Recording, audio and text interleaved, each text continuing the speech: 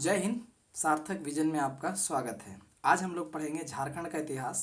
प्राचीन काल में झारखंड को किन किन नामों से पुकारा गया। तो चलिए शुरू करते हैं। तो सबसे पहले आप देखिए ऐत्रेय ब्राह्मण में झारखंड को क्या कहा गया? पुंड्र देश। ठीक है, ऐत्रेय ब्राह्मण में झारखंड को क्या कहा गया? पुंड्र कहा गया। वायु पुराण में क्या कहा गया? तो वायु पुराण में मुरंड कहा गया। विष्णु पुराण में मुंड कहा गया। इसको याद करने का भी ट्रिक देखते चलेंगे। जैसे विष्णु भगवान के जो है वो 4 सिर थे, हम लोग जानते हैं, और ये उनके मुंड पे डिपेंड करता था। तो विष्णु पुराण में मुंड कहा गया है। जबकि वायु पुराण को तो मुरंड, वायु पुराण में क्या कहा गया है? तो मुरंड कहा गया है। दूसरा समुद्रगुप्त के समय झारखंड को मुरुंड कहा गया है। समुद्रगुप्त के समय क्या कहा गया? मुरुंड कहा गया झारखंड को। भागवत पुराण में क्या कहा गया? तो भागवत पुराण में किकट प्रदेश कहा गया। अब इसको कैसे याद रखेंगे किकट प्रदेश? देखिए यहाँ भागवत पुराण है, भागवत पुराण का यहाँ हम लोग किकट यानी क्रिकेट से रिलेट करेंगे। तो क्रिकेट में क्या करना पड़ता है? भाग दौड़ करना पड़ता है। तो भागवत पुराण में झारखंड को किकट प्रदेश कहा गया है। महाभारत में झारखंड को किस नाम से जाना जाता है? तो महाभारत में झारखंड को पशु भूमि या फिर पुंडरीक भूमि कहा जाता है। ठीक है, महाभारत काल में झारखंड को पशु भूमि या पुंडरीक भूमि कहा जाता है। ऋग्वेद में आते हैं तो ऋग्वेद में झारखंड को क्या कहा जाता है? किकट प्रदेश। यहाँ दोनों जगह आप देख पा रहे होंगे किकट प्रदेश है। भागवत पुराण में भी झारखंड को किकट प्रदेश कहा गया है और ऋग्वेद में भी झारखंड को किकट प्रदेश कहा गया है। अथर्ववेद में झारखंड को क्या कहा गया है? तो अथर्ववेद में झारखंड का उल्लेख वार्ते के नाम से है। किस नाम से है? वार्ते के नाम से है। पूर्व मध्यकालीन साहित्य में झारखंड का उल्लेख कलिंद देश से मिलता है। किससे? कलिंद देश से मिलता है। अकबरनामा में झारखंड का नाम क्या वर्णित है? तो अकबरनामा में झारखंड को झारखंडी कहा गया है। इसको आप याद रखेंगे। इसके अलावा झारखंड को और झारखंड 3 जगह कहा गया है।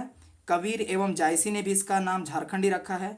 और एक है तारिक ए फिरोज शाही, यहाँ भी इसको झारखंड को झारखंडी कहा गया है। आगे देखिए, कौटिल्य के अर्थशास्त्र में झारखंड को क्या कहा गया है? तो कौटिल्य के अर्थशास्त्र में झारखंड को कुकुट कहा गया है या कुकुट देश कहा गया है। इसको कैसे याद रखेंगे?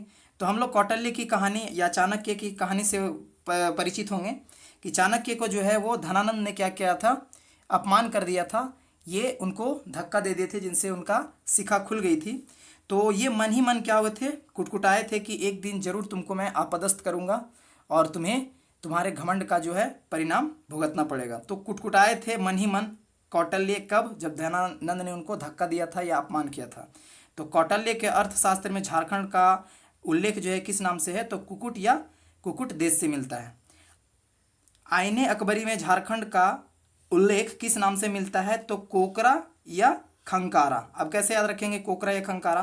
तो देखिए, आईना जो हमको चाहिए अकबर जैसा आईना, जैसे अकबर रखते थे राजा महाराजा लोग, वैसे आईना अगर हमको चाहिए तो कहाँ जाना होगा? कोकर। कोकर रांची में एक जगह का नाम पड़ता है। जो लोग झारखंड से परिचित होंगे वो जानते होंगे। तो कोकर जाना होगा। आईना जो है वो लाना है अगर अकबर के जैसा तो कोकर जाना होगा। और कोकर रांची में पड़ता है।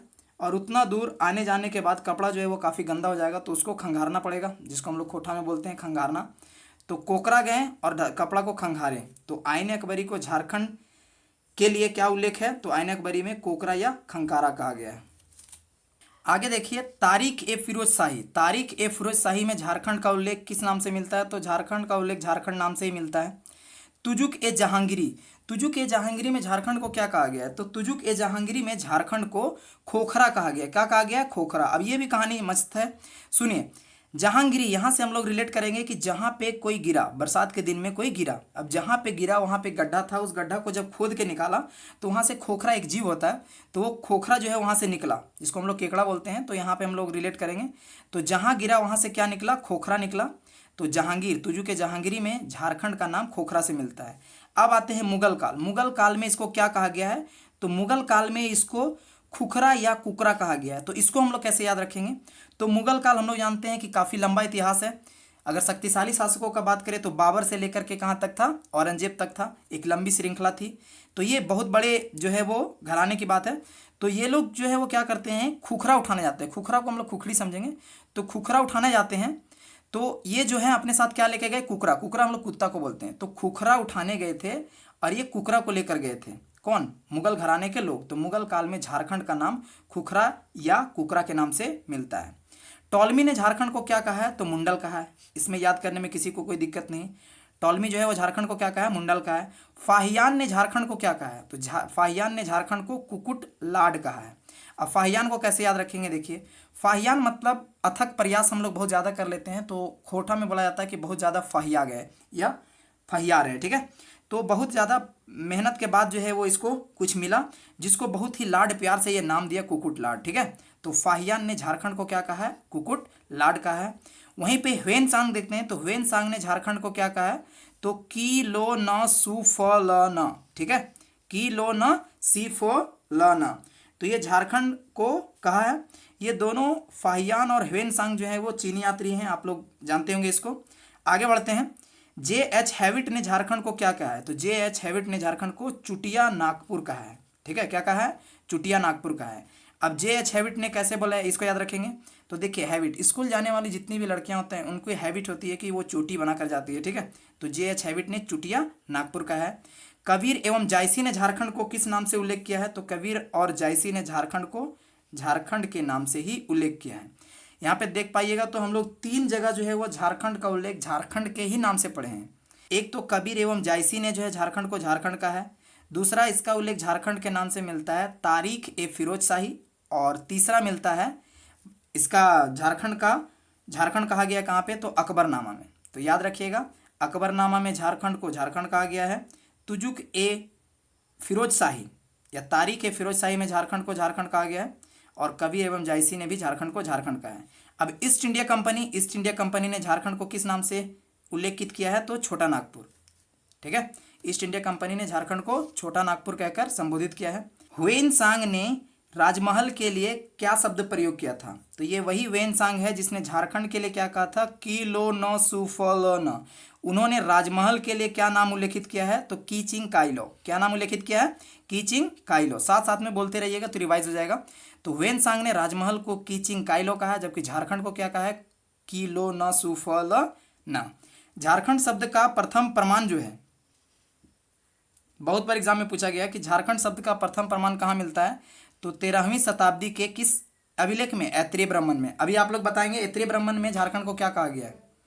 पुंड्र नाम से जाना गया है।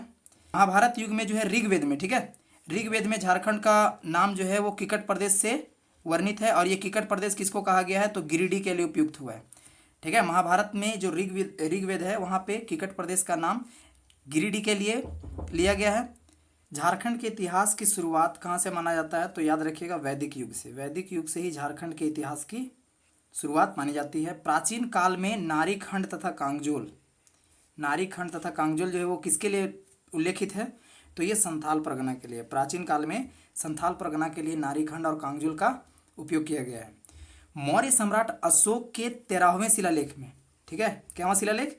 13वें शिलालेख में झारखंड क्षेत्र की जो है वो चर्चा हुई है किस नाम से? आठवीं नाम से। तो याद रखिएगा, अशोक के 13वें शिलालेख में झारखंड की चर्चा किस नाम से हुई है? तो आठवीं नाम से।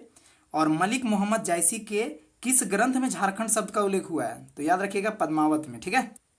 आशा करते हैं कि ये वीडियो आपको अच्छा लगा होगा। अगर ये आपके लिए हेल्पफुल साबित हुआ तो इसे आप लाइक जरूर करें और कमेंट करें कि आपको ये वीडियो कैसा लगा। मिलते हैं नेक्स्ट वीडियो में, तब तक के लिए जय हिंद।